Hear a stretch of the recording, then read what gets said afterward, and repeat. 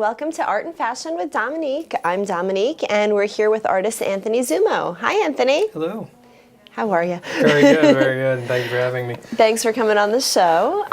So you're an artist. Tell me about your artwork. A lot of my style ranges anywhere from classical, like impressionistic, scenic work to political, pop art, street art, stencil-based.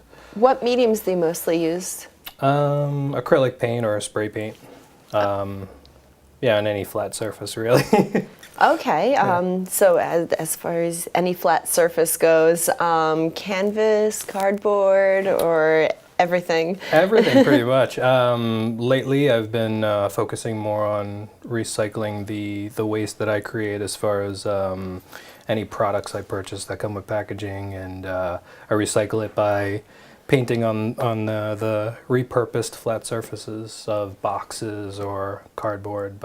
And then if the idea goes really well by giving it away, then I transfer the idea to canvas for a sale for people who may want a better quality. Okay. Now, you put a lot of your artwork out into the streets, quite literally. You take your pieces, you'll tape them up, post them up, staple them up in different towns for people to find. Where did this concept come from, and what is your intent with the concept? A few years ago, I was watching BBC World News, and they did a small segment on their local artists who were they started Free Art Friday as a way to network with other artists to get the name out without depending solely on gallery showings. So it kind of gave control back to the artist rather than curators. Mm-hmm. So I love the idea, and I was already looking for a way to self-promote as well as be proactive in a lot of problems as far as what we were doing with landfills and how we were getting rid of a lot of our garbage and recycling. And so it seemed like it all kind of fit together. So I decided to do as like my small part on Long Island, since I really hadn't seen anyone doing anything like that. So, and then I started becoming friends with the people who I watched on the BBC on Facebook. So now I'm actually in touch with them, and have done a few shows in England because of the connection that I made through Free Art Friday. Oh wow, that's really cool. Yeah. So as far as your found art goes, where can people find your art, and how often do you put it out there?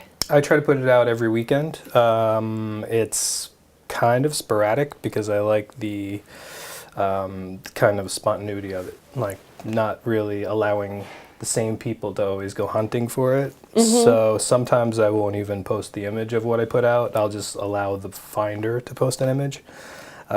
This way it's new and fresh for a new viewer, instead of just recycling it into my followers or whoever really knows what's going on. Mm-hmm. So it's all about expanding people's perception of art. So where have you posted it in the past? What towns have you kind of hit up? I've done Sayville, Port Jefferson, Huntington a few times, Patchogue. I spent the winter up in Canada, so I was hitting up Nova Scotia, Halifax, and trying to spread more of the free creativity wherever I go. So. And even if I go on road trips now, I'm just planning to stockpile free art to put it anywhere that I am. So. And in terms of like where you post it in the town, where do you post it? I try not to aggravate too many people, so I put it on usually real estate, open property that's looking for renters or leasers. So I'll usually I'll try to find high traffic areas. This way it doesn't stay hung up for too long, but at the same time it may inspire someone just walking by. Do you think people just walking by assume that it's free art? Do you label it, or does it often sit there because people think that it's something that's being exhibited and that it's not for the taking? It's funny because even though I label it, some people still don't want to take it. I think they think it's a setup because I've sat when I first started doing it a few years ago. Like I remember putting it up, and I just liked watching people's reactions to some of the things. Mm-hmm. But I actually had one person say, like, "Can I take this?" But the sign says "free art, take me," so I had to just say, "Well." Have you ever documented how people react when they pass by? Not really. Okay. I should though, because it's kind of fun, and it's usually the children. Like when you see little kids walking by, and they'll just like they don't expect to see something out in public. The other day, I put a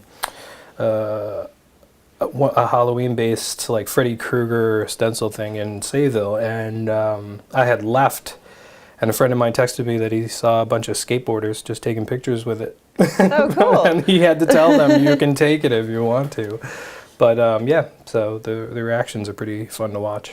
Have you found that like any certain demographic of people is more attracted to your art and will take it, or has it been really across the board? Across the board, pretty much.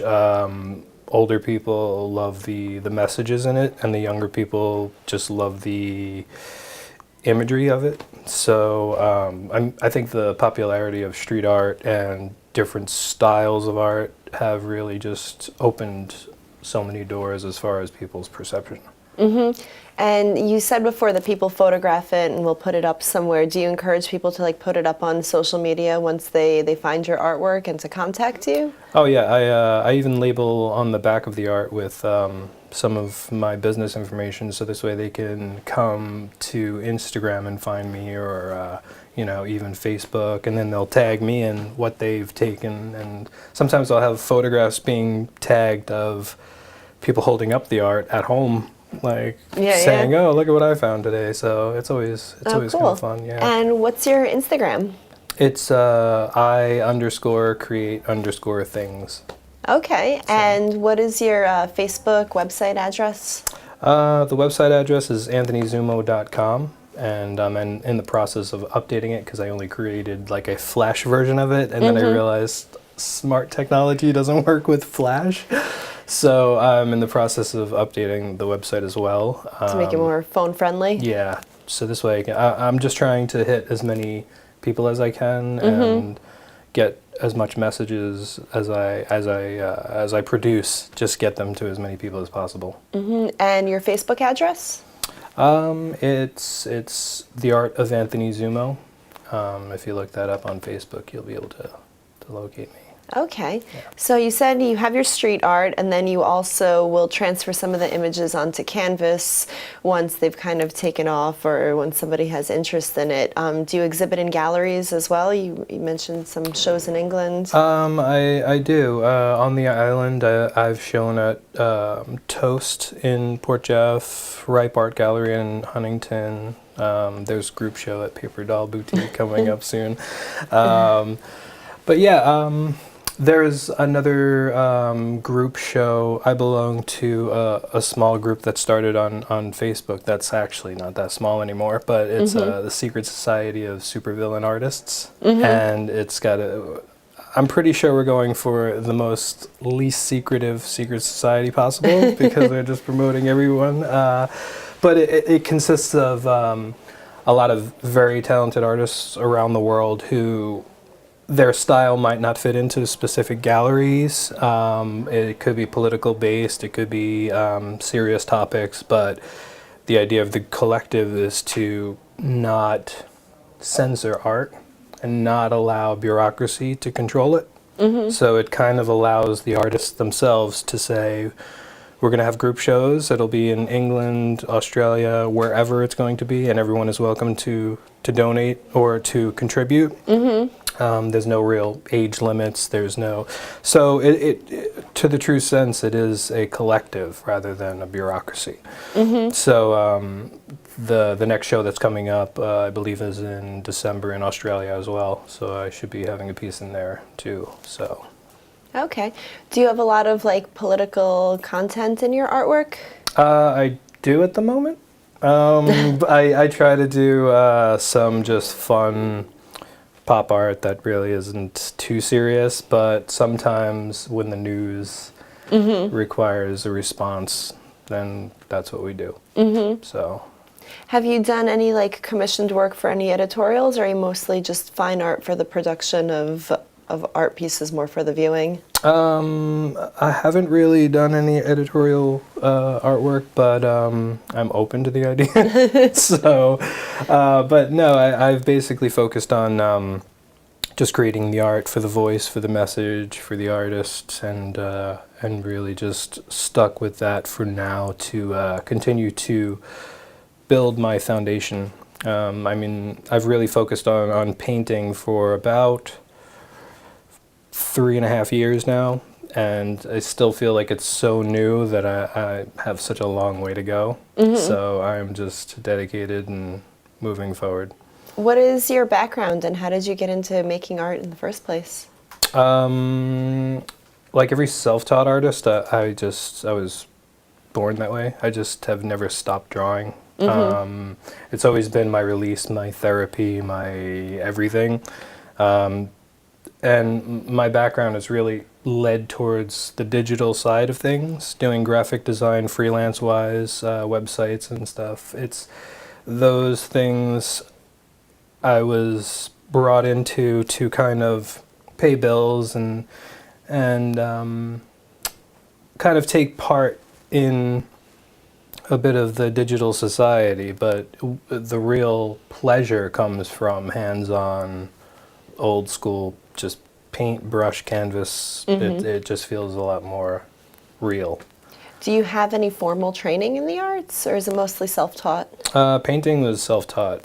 It just has always been that way. Even when I went to art school, I went for graphic design. I didn't even go for Where'd painting. you go to school? Academy of Art in San Francisco. Oh, okay.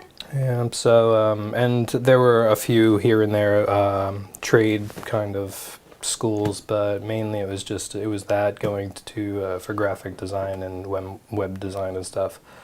So. Are you originally from Long Island? Yep, in Okay. West Babylon, born and raised, and then yeah, now I'm in Sayville.